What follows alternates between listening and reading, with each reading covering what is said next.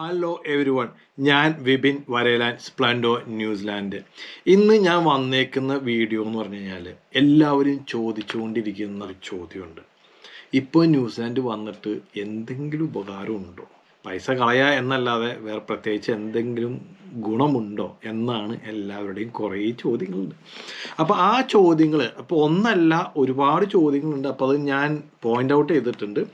അപ്പോൾ ഞാൻ ആ എല്ലാ ചോദ്യങ്ങളും എല്ലാത്തിനും ഒരു മറുപടി ആയിട്ടാണ് ഞാൻ വന്നേക്കുന്നത്. അപ്പം ക്വസ്റ്റ്യൻസ് എന്തൊക്കെയാണെന്ന് ഞാൻ കുറച്ച് എനിക്ക് വന്നേക്കുന്ന എൻക്വയറിയിൽ വന്നേക്കുന്ന കുറച്ച് ക്വസ്റ്റ്യൻസ് ഞാൻ വായിക്കാം. അപ്പം അതിൻ്റെ എല്ലാ ക്വസ്റ്റ്യൻസിനുള്ള ഉത്തരവാണ് ഈ ഒരു വീഡിയോയിൽ പറയാനായിട്ട് ഉദ്ദേശിക്കുന്നത്. ഒന്നാമത്തെ കാര്യം, ഇവിടെ വന്നാൽ ജോലി കിട്ടുമോ? ഞാനിപ്പോൾ പ്രോസസ്സിങ് ചെയ്യുന്ന ഒരു റൈറ്റ് ടൈമാണോ എന്നൊരു ചോദ്യമാണ്. പിന്നെ രണ്ടാമത്തത്, ഇപ്പോൾ ജോലി റിസൈൻ ചെയ്യുന്നത് ഉചിതമാണോ? ഉള്ള ജോലി കളഞ്ഞുകൊണ്ട് ന്യൂസിലാൻഡിൽ ഇപ്പോൾ വന്ന് കയ്യിലിരിക്കണ കാശും കളഞ്ഞ് തിരിച്ച് ജോലി ചെയ്താണ്ട് തിരിച്ചു വരിക, നമ്മൾ കടം വാങ്ങിച്ച് നമ്മൾ കഷ്ടപ്പെട്ട് അവിടെ വരുന്നു, ഉപകാരമില്ലാതെ പോകുന്നല്ലോ എന്നൊക്കെയാണ്. ഇന്ത്യക്കാർക്ക് സ്റ്റില് പ്രോസസ്സിങ് ചെയ്യുന്നുണ്ടോ, അതായത് ന്യൂസിലാൻഡിലോട്ട് ചെയ്യുന്നുണ്ടോ? പിന്നെ അതല്ല, അവർക്ക് ആറിനായിട്ട് കിട്ടുമോ എന്നൊക്കെ കുറേ ഡൗട്ടുകളുണ്ട്. പിന്നെ വേറൊരു ചോദ്യം എന്ന് വെച്ച് കഴിഞ്ഞാൽ, വേറെ ഏജൻസിയിൽ നിന്ന് ക്വിറ്റ് ചെയ്ത് വന്നാൽ ഞങ്ങൾ ബാക്കിയുള്ള പ്രോസസ്സിങ് ചെയ്ത് കൊടുക്കുമോ എന്നുള്ളത്. അതെന്തായാലും 100% ചെയ്ത് കൊടുക്കും. പിന്നെ ന്യൂസിലാൻഡ് രജിസ്ട്രേഷൻ എടുത്താലുള്ള ഗുണം, കാര്യം ഇപ്പോൾ ജോലി കിട്ടുന്നില്ല, പിന്നെ എന്തിനെടുക്കണം എന്നാണ് ചോദ്യം. ഓക്കെ. പിന്നെ അടുത്ത ചോദ്യം, നാട്ടിൽ നിന്ന് APC ഇപ്പോൾ ഇവിടെ നിന്ന് കുറേ കുട്ടികളിപ്പോൾ രജിസ്ട്രേഷൻ ചെയ്തു, ഇപ്പോൾ ജോലിയില്ല, അപ്പോൾ അതുകൊണ്ട് ഒത്തിരി പേര് നാട്ടിലേക്ക് പോകുന്നു. അപ്പോൾ നമുക്ക് ഈ രജിസ്ട്രേഷൻ റിന്യൂ ചെയ്യാൻ പറ്റുമോ? എന്താണ് ക്രൈറ്റീരിയ? ഇതൊക്കെയാണ് ചോദ്യങ്ങൾ. ഓക്കെ. അപ്പോൾ ഈ എല്ലാ ചോദ്യങ്ങൾക്കുള്ളൊരു മറുപടിയാണ് ഇന്നത്തെ വീഡിയോയിൽ നമ്മൾ ഇൻക്ലൂഡ് ചെയ്യുന്നത്. നമ്മൾ ഈ വീഡിയോ സ്റ്റാർട്ട് ചെയ്യുന്നതിനേക്കാളും മുമ്പ് ഒരു ഇൻഫോർമേഷനോടെ ഞാനങ്ങ് തരുവാണ്. അതായത് ഇപ്പോഴത്തെ പുതിയ, നിങ്ങൾക്കറിയാലോ, ഇപ്പോൾ നഴ്സിങ്ങിന് ഇവിടെ വരുന്ന, അതായത് ഈ പറഞ്ഞ CAP പ്രോഗ്രാം സ്റ്റോപ്പ് ചെയ്തു. പുതിയ സിസ്റ്റം അനുസരിച്ച് ഇപ്പോൾ ഈ പറഞ്ഞ CBT, അതായത് ഓൺലൈൻ തിയറി എക്സാം. CBT എന്ന് പറഞ്ഞാൽ വേറെ ഒന്നുമല്ല, nothing but computer based testing system. അതാണ് ഈ CBTയുടെ ഫുൾ ഫോം. ഓക്കെ. അപ്പോൾ ഈ ഓൺലൈൻ തിയറി എക്സാമും പിന്നെ അതുപോലെ തന്നെ OSCE, അതാണ് ഇപ്പോൾ ന്യൂസിലാൻഡിലേക്ക് അവർ ചെയ്യുന്നത്. അപ്പോൾ ഇതിൻ്റെ ഒരു ട്രെയിനിങ് നമ്മുടെ സ്പ്ലെൻഡോർ അക്കാദമി കൊടുക്കുന്നുണ്ട്. അത് ന്യൂസിലാൻഡിൽ നിന്ന് ഡയറക്റ്റായിട്ട് രജിസ്റ്റേർഡ് നഴ്സസ്, അതായത് ന്യൂസിലാൻഡിലുള്ള രജിസ്റ്റേർഡ് നഴ്സസ് ആണ് ഇതിനുള്ള ക്ലാസ് എടുത്തു കൊടുക്കുന്നത്. അപ്പോൾ നിങ്ങൾ വിചാരിക്കുന്ന, കുറേ ആൾക്കാർ എൻ്റെ അടുത്ത് പറഞ്ഞു, നിങ്ങൾക്ക് അപ്പോൾ നാട്ടിലൊന്ന് സ്റ്റാർട്ട് ചെയ്യത്തില്ലേ എന്ന് എൻ്റെ അടുത്ത് ചോദിക്കാറുണ്ട്. അപ്പോൾ ഞാൻ നോക്കിയിട്ട് നമ്മളെ ഡയറക്റ്റായിട്ട് ഇവിടെ നിന്ന് രജിസ്റ്റേർഡ് നഴ്സസ് എടുക്കുന്ന ഓൺലൈൻ ക്ലാസ്. അപ്പോൾ ഓൺലൈൻ ക്ലാസ്സിൻ്റെ ഒരു പ്രത്യേകത എന്ന് വെച്ചിട്ടുണ്ടെങ്കിൽ, ഇവർ ഡെയിലി ചെയ്യുന്ന കാര്യങ്ങൾ നിങ്ങളോട് ഒന്ന് നേരിട്ട് പറഞ്ഞു തന്നു കഴിയുമ്പോൾ അതിൻ്റെ ഒരു എഫക്റ്റ് വേറെയാണ്. നമ്മൾ വേറൊരാളെ പഠിപ്പിച്ചു കൊടുത്ത് അയാൾ ഒരു ക്ലാസ് എടുക്കുന്നതിനേക്കാളും ഒരു 100 ഇരട്ടി ഗുണമാണ് ഇവിടെ ചെയ്യുന്ന ഒരാൾ നേരിട്ട് നിങ്ങൾ ഏത് രീതിയിലുള്ള സംശയങ്ങൾ ചോദിച്ചാലും അവർക്കത് ക്ലാരിഫൈ ചെയ്യാൻ സാധിക്കും. കാര്യം ഇവിടുത്തെ എത്തിക്സും കോഡും റൂളും ഇതെല്ലാം അറിയാവുന്ന, ഡെയിലി ഇവർ പ്രാക്ടീസ് ചെയ്യുന്ന കാര്യങ്ങളാണ്. അപ്പോൾ അതുകൊണ്ട് ഇവരുടെ അടുത്ത് ഏത് രീതിയിൽ ന്യൂസിലാൻഡിൻ്റെ നഴ്സിംഗ് പരമായിട്ട് ഏത് രീതിയിലുള്ള ക്വസ്റ്റ്യൻസ് ചോദിച്ചാൽ ഇവർ ഡെയിലി പ്രാക്ടീസ് ചെയ്യുന്ന കാര്യമായതുകൊണ്ട് 100% അതിനൊരു പെർഫെക്ഷൻ ഉണ്ട്. ആ പറഞ്ഞു തരുന്നതിൽ തന്നെ ഒരു പെർഫെക്ഷൻ ഉണ്ട്. ഇപ്പോൾ നമ്മളെ കാൻഡിഡേറ്റ് ഒത്തിരി പേര് ഇതുപോലെ ഓൺലൈൻ തിയറി എക്സാം നമ്മുടെ ട്രെയിനിങ് കഴിഞ്ഞ് പോയി പാസ്സായിരിക്കുന്ന ഒത്തിരി കുട്ടികളുണ്ട്.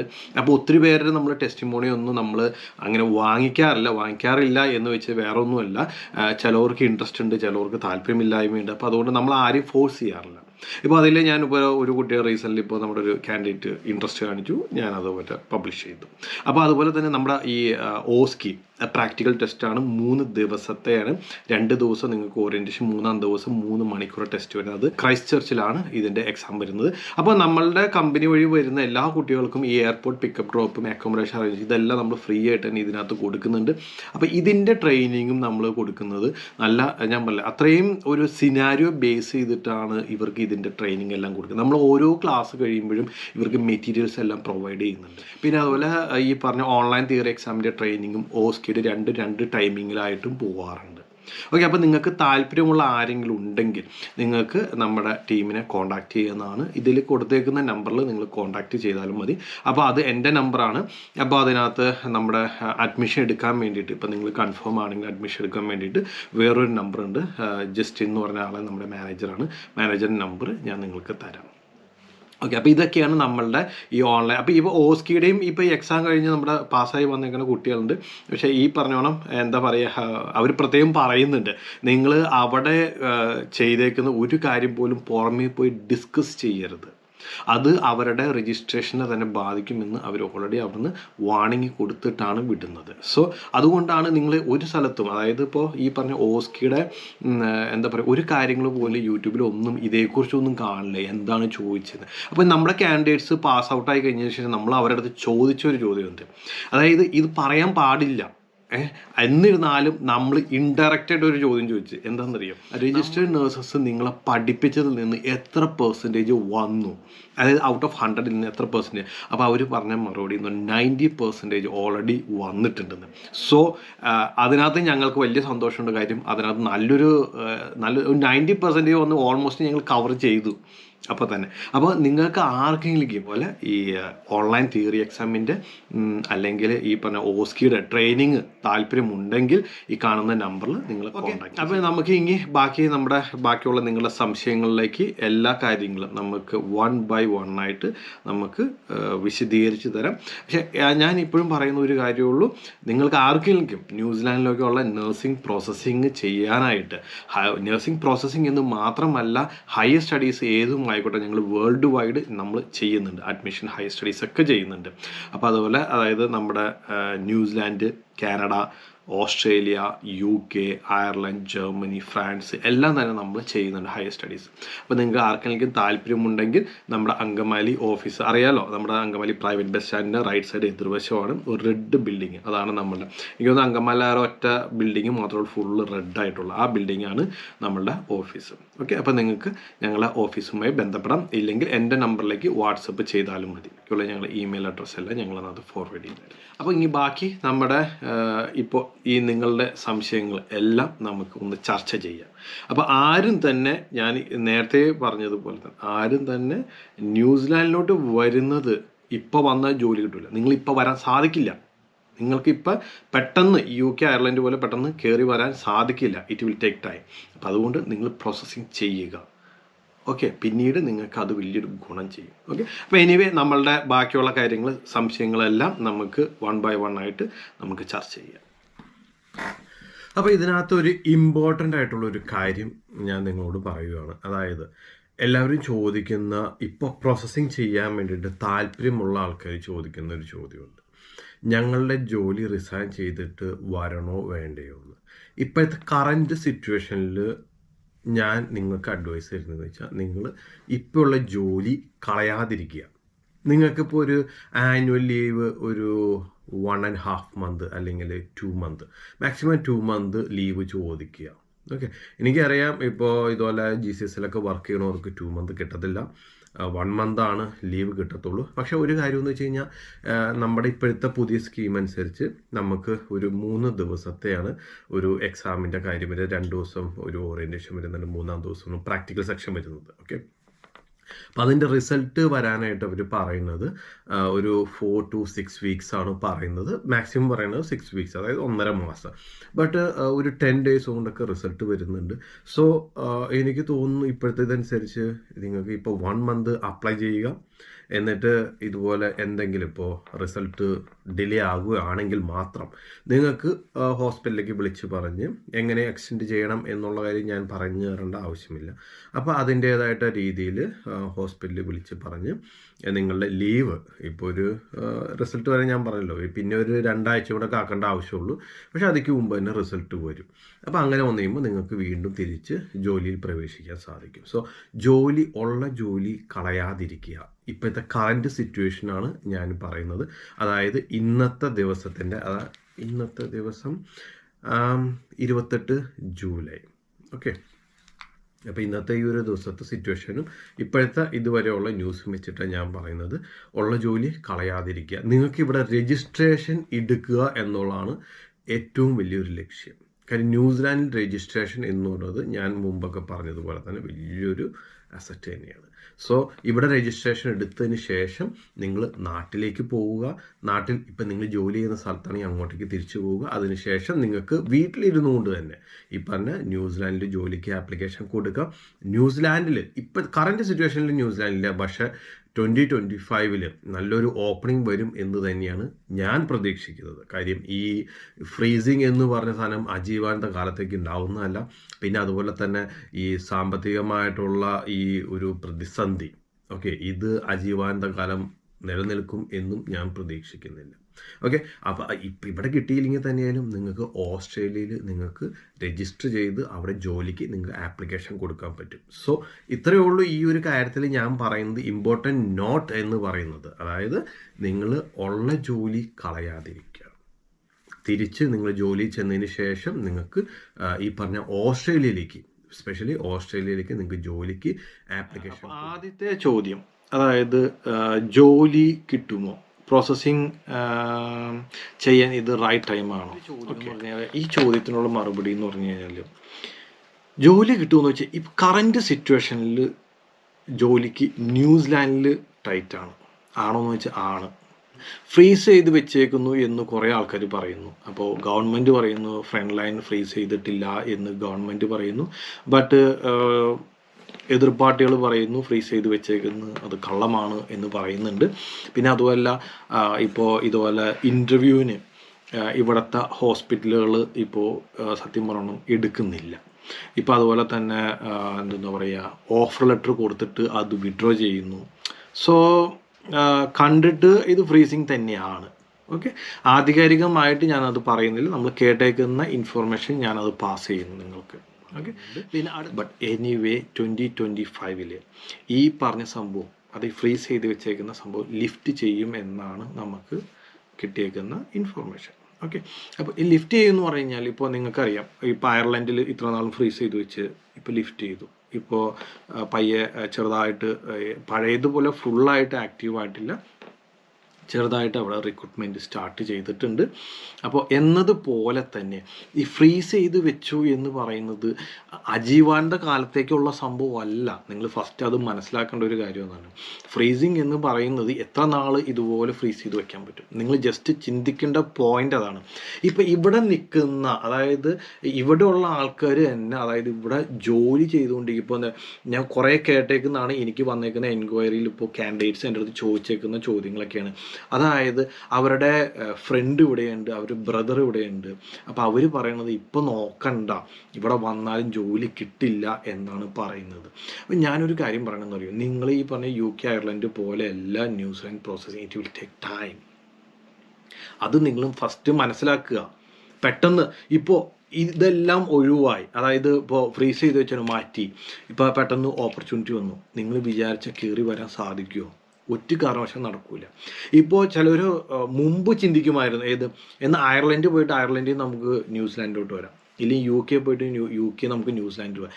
മുമ്പായിരുന്നെങ്കിൽ പറ്റുമായിരുന്നു. പക്ഷേ ഇപ്പോഴും പുതിയ ചേഞ്ചസ്, അതായത് ഈ ജൂലൈ മാസത്തോടുകൂടി പുതിയ ചേഞ്ചസ്, ജൂലൈ 4-ാം തീയതിക്ക് ശേഷം വന്നേക്കുന്ന ചേഞ്ചസ് എന്ന് പറയണമെങ്കിൽ, ഈ UK നിന്നുള്ള ആൾക്കാർ ഇങ്ങോട്ടേക്ക് ചെയ്താലും അവരും ഈ പറഞ്ഞോണം ഈ പറഞ്ഞ സ്കീം CBTയും അവർ അറ്റൻഡ് ചെയ്യണം.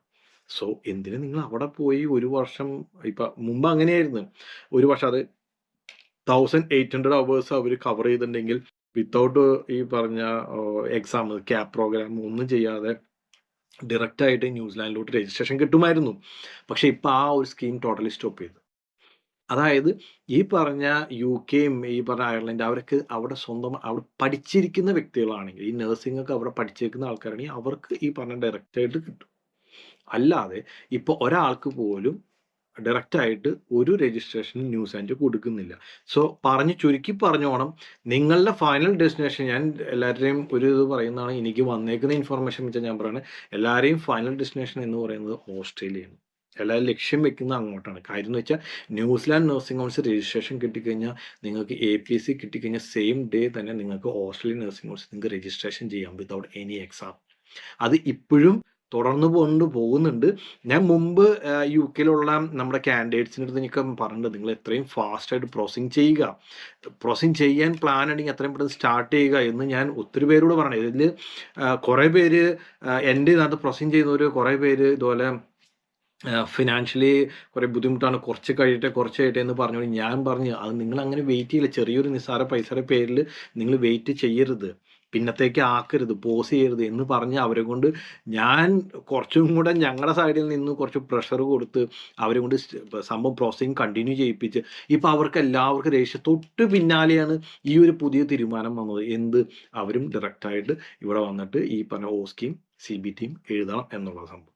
അപ്പം ഞാൻ ഇത്രേ പറയുന്നുള്ളൂ, നിങ്ങൾ ഇപ്പോൾ ഈ ജോലി കിട്ടുന്നില്ല, ഇപ്പോഴത്തെ കറൻറ്റ് സിറ്റുവേഷനാണ് ഈ പറയുന്നത്, ജോലി കിട്ടുന്നില്ല എന്നുള്ളത് ഫ്യൂച്ചറിലെ കാര്യമല്ല ഇതൊക്കെ പറഞ്ഞുകൊണ്ടിരിക്കുന്നത്. അപ്പം നിങ്ങൾ ഉദ്ദേശിക്കും പോലെ ഫ്യൂച്ചറിൽ ഒരു ഓപ്പർച്യൂണിറ്റി വന്നു, നിങ്ങൾക്ക് പെട്ടെന്ന് ഓടിക്കേറി വരാൻ സാധിക്കില്ല.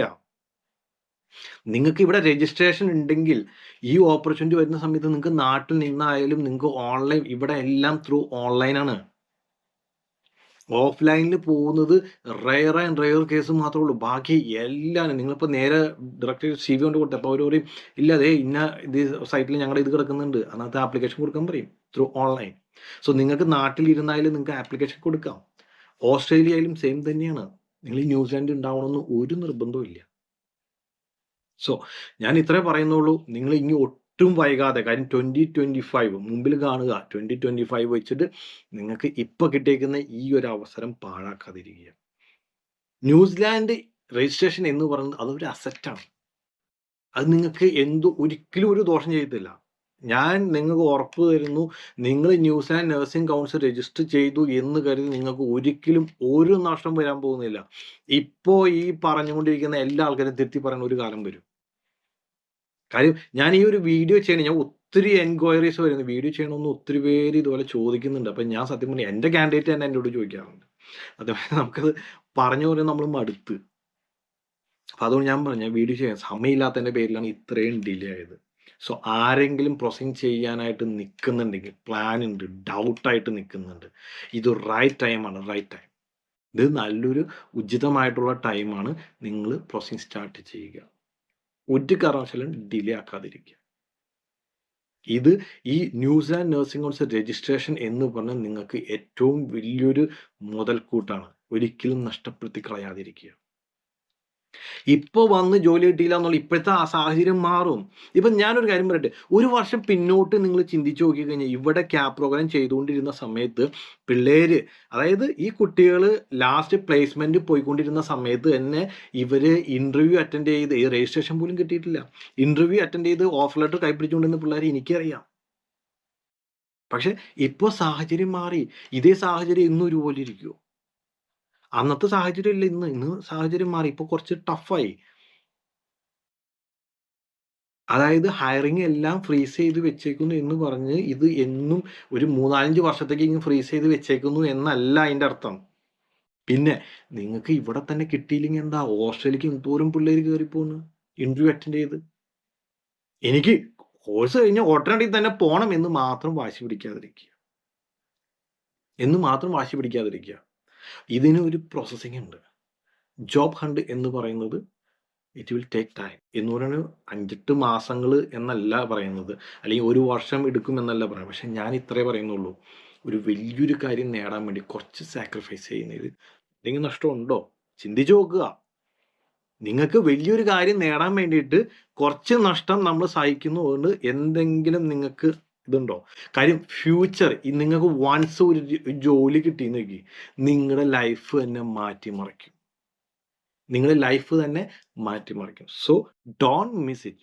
കാര്യം ഞാൻ ഇവിടെ വന്ന് എൻ്റെ എക്സ്പീരിയൻസ് വെച്ചിട്ടാണ്, കാര്യം നമ്മുടെ കാൻഡിഡേറ്റ്സിൻ്റെ ഒത്തിരി പേരുടെ എക്സ്പീരിയൻസും അവരുടെ ആ ഒരു, ഞാൻ പറഞ്ഞില്ല, ഒത്തിരി പേര് കഷ്ടപ്പെട്ട് ജോലി കിട്ടി അവരുടെ ലൈഫ് തന്നെ മാറിക്കുന്ന എത്രയോ ആൾക്കാരുണ്ടെന്ന് അറിയും.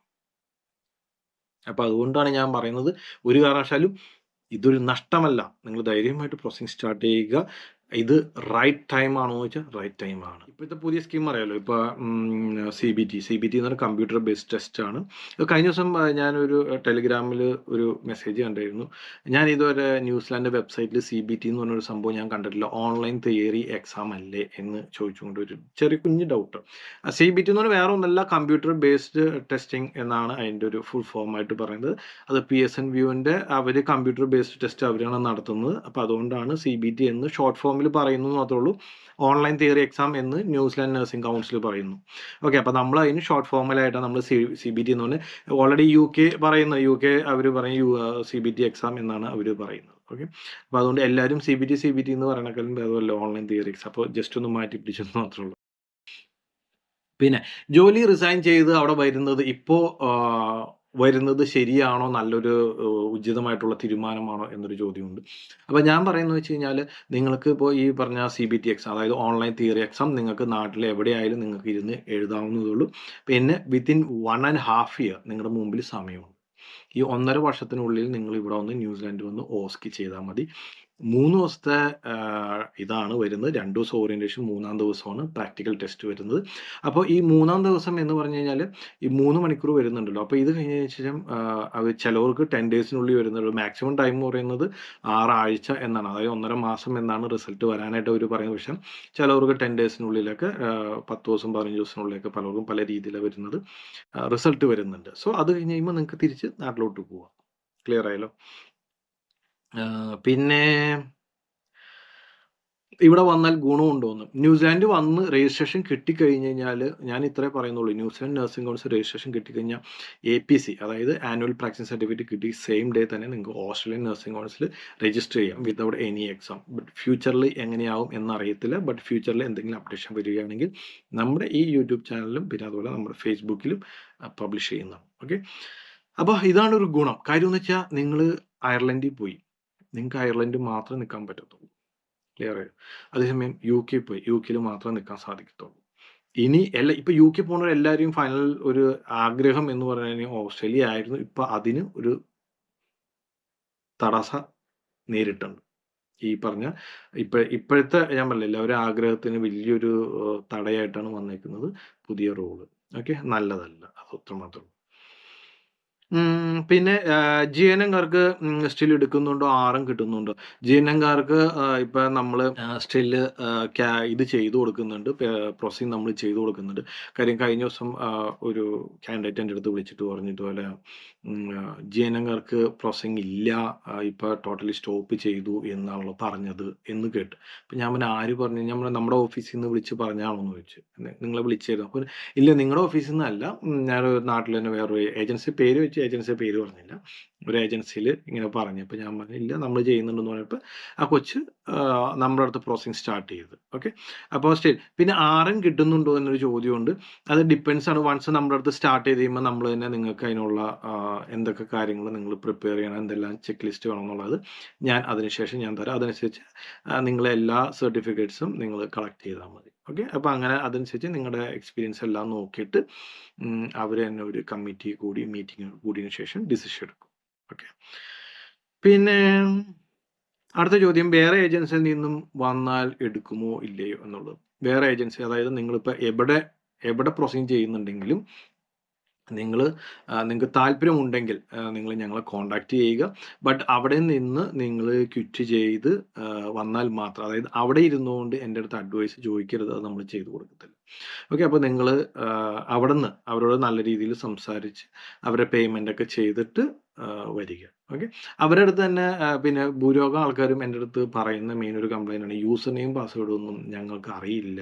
അപ്പോൾ നിങ്ങൾ അവരായിട്ട് സംസാരിക്കുക. അപ്പോൾ അവരെ എത്ര ലാസ്റ്റ് ഇപ്പോൾ നിങ്ങൾ ക്വിറ്റ് ചെയ്യണ സമയത്ത് ഫുൾ എമൗണ്ട് എന്തായാലും കൊടുക്കേണ്ടി വരത്തില്ല. അപ്പോൾ അതുവരെയുള്ള പ്രോസസ്സിങ്ങിൻ്റെ പേയ്മെൻറ്റ് എത്രയെന്ന് വെച്ചാൽ അവർ പറയും.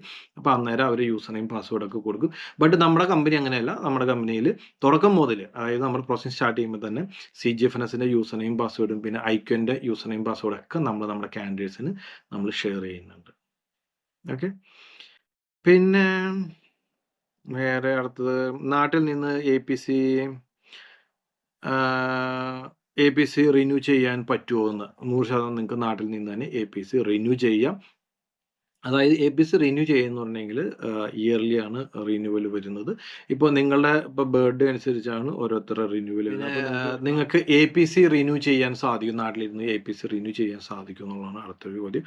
നിങ്ങൾക്ക് 100% APC നാട്ടിലിരുന്ന് റിന്യൂ ചെയ്യാം. 450 അവേഴ്സ് നിങ്ങൾ വർക്ക് ചെയ്തിരിക്കണം. പിന്നെ അതുപോലെ 60 അവേഴ്സ് പ്രൊഫഷണൽ ഡെവലപ്മെൻറ്റും നിങ്ങൾ ചെയ്തിരിക്കണം. എന്നാൽ മാത്രമേ നിങ്ങൾക്ക് റിന്യൂ ചെയ്യാൻ സാധിക്കത്തുള്ളൂ.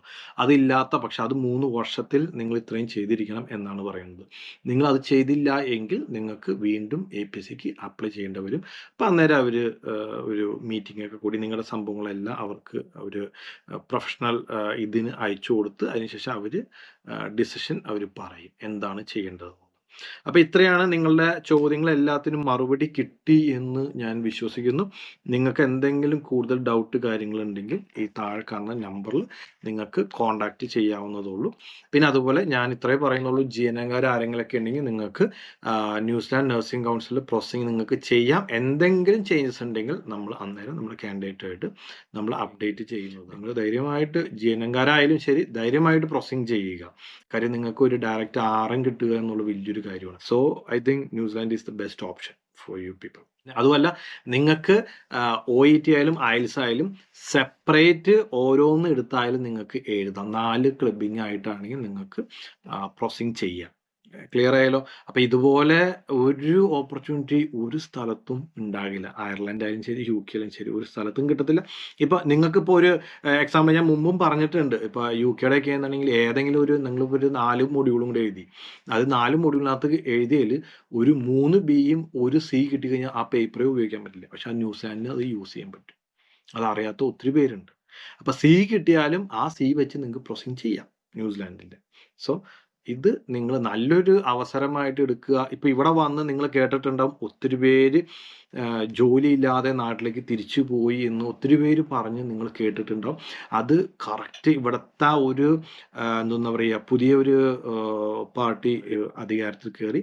അപ്പോൾ അതിൻ്റേതായിട്ടുള്ള കുറേ ചേഞ്ചസ് ഒക്കെ വന്നു. അപ്പോൾ അതിനകത്ത് ആ ചേഞ്ചസ് ഒക്കെ വന്നപ്പോൾ ഇവരെ കുറേ എഫക്റ്റ് ചെയ്തിട്ടുണ്ട്. ഇല്ലയെന്ന് ഞാൻ ഒരിക്കലും പറയുന്നില്ല. ഇപ്പോൾ ഈവൻ നമ്മുടെ നാട്ടിൽ തന്നെ നിങ്ങൾ കണ്ടിട്ടില്ലേ, ഒരു പാർട്ടി പുതിയൊരു ഇലക്ഷൻ കഴിഞ്ഞ് പുതിയ പാർട്ടി കയറി കഴിയുമ്പോൾ തന്നെ കുറേ ചേഞ്ചസ് വരും. കുറേ ചേഞ്ചസ് എന്ന് പറഞ്ഞാൽ ഇപ്പോൾ പഴയ പാർട്ടിക്കാർ തുടങ്ങി വെച്ചേക്കുന്ന കുറേ സംരംഭങ്ങളും അവർ സ്റ്റോപ്പ് ചെയ്ത് കളയുന്നു. പിന്നെ അതിന് ശേഷം അവർ സ്റ്റഡി ചെയ്ത് അത് വേണ്ടത്ര രീതിയിൽ എങ്ങനെ ഏതൊക്കെ രീതിയിൽ നമ്മൾ കൊടുക്കണം, വേണോ വേണ്ടേ എന്നുള്ള കാര്യങ്ങളൊക്കെ അവർ സ്റ്റഡി ചെയ്തതിന് ശേഷം മാത്രമേ അത് കണ്ടിന്യൂ ചെയ്യത്തുള്ളൂ. സോ അതേ സെയിം ഒരു എന്തെന്ന് പറയുക ആ ഒരു ടൈമിങ് തന്നെയാണ് ഈ നാട്ടിൽ പോയേക്കുന്ന പിള്ളേരെല്ലാവരും ബാധിക്കപ്പെട്ടേക്കുന്നത്. നിങ്ങൾക്ക് ക്ലിയർ ആയി എനിക്ക് മനസ്സിലാക്കുന്നു. അതായത് പുതിയൊരു പാർട്ടി കയറുമ്പോൾ ഏതൊരു പാർട്ടി ആയാലും ശരി അവർ സ്റ്റഡി ചെയ്തതിന് ശേഷം മാത്രമേ, അതിൽ പഴയ പാർട്ടിക്കാർ ഇത് കൊടുത്തു എന്നാൽ പിന്നെ നമുക്കും ഇങ്ങനെ കൊടുത്തേക്കാം, എല്ലാ ഫണ്ടിങ്ങും നമുക്ക് അതുപോലെ തന്നെ കൊടുത്തേക്കാം, ഒന്നും നമ്മൾ അതിനെക്കുറിച്ച് ഒന്നും സ്റ്റഡി ചെയ്യണ്ട എന്ന് ആരും പറയത്തില്ല. അവർ പുതിയ ആൾക്കാർ കയറി കഴിഞ്ഞാൽ അവരുടേതായിട്ടുള്ള രീതിയിൽ എല്ലാ കാര്യങ്ങളും വിലയിരുത്തിയതിന് ശേഷം മാത്രമേ അവർ ഓരോ കാര്യങ്ങളും നീക്കത്തുള്ളൂ.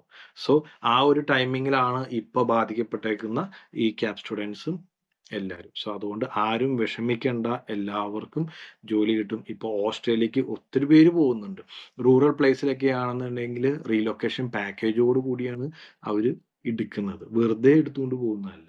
എൻ്റെ ഒരു കാൻഡിഡേറ്റ് പോയി ഓസ്ട്രേലിയക്ക്. അപ്പോൾ ആൾക്ക് പോയപ്പോൾ എന്ന് പറഞ്ഞാൽ ഞാൻ ചോദിച്ചു എന്തൊക്കെ നിങ്ങൾക്ക് അവർ തന്നു എന്ന് ഞാൻ ചോദിച്ചു, എന്തൊക്കെയാണ് റീലൊക്കേഷൻ പാക്കേജ് തന്നത്. അപ്പോൾ അവർ പറഞ്ഞു family full air ticket, family full medical free, 1 വർഷത്തെ മെഡിക്കൽ ഫ്രീ, 2 മാസത്തെ അക്കോമഡേഷൻ ഫ്രീ, ഇത്രയും കാര്യങ്ങളാണ് അവർ റീലൊക്കേഷൻ പാക്കേജായിട്ട് കൊടുത്തത്. അപ്പോൾ ഞാൻ പറഞ്ഞു ഇതുപോലെ കൊടുക്കുന്ന ഒത്തിരി ആൾക്കാരുണ്ട്. പിന്നെ ഓസ്ട്രേലിയയിൽ ഇപ്പോൾ കറന്റ് ഇതിനകത്ത് ഏതോ 2 സ്റ്റേറ്റിലെങ്ങാണ്ട് ഫ്രീസ് ചെയ്ത് വെച്ചേക്കുന്നു എന്നൊക്കെ കേൾക്കുന്നു. ബട്ട് ഞാൻ പറഞ്ഞല്ലോ ഇപ്പോഴും എടുക്കുന്ന ജോലി കിട്ടുന്ന വേണ്ട സ്ഥലങ്ങളുണ്ട്. അപ്പം അതുകൊണ്ട് നിങ്ങൾ അത് ഓർത്തൊന്നും ടെൻഷൻ അടിക്കേണ്ട ആവശ്യമൊന്നുമില്ല. ഇപ്പം ഞാൻ ചോദിക്കട്ടെ, എല്ലാവരും ജോലി കിട്ടിയ ആൾക്കാർ എല്ലാവരും കൂട്ടം വേണ്ടി ഞങ്ങൾക്ക് ജോലി കിട്ടി ആരെങ്കിലും പറഞ്ഞ് നിങ്ങൾ എവിടെയെങ്കിലും കേട്ടിട്ടുണ്ടോ? ഇല്ല.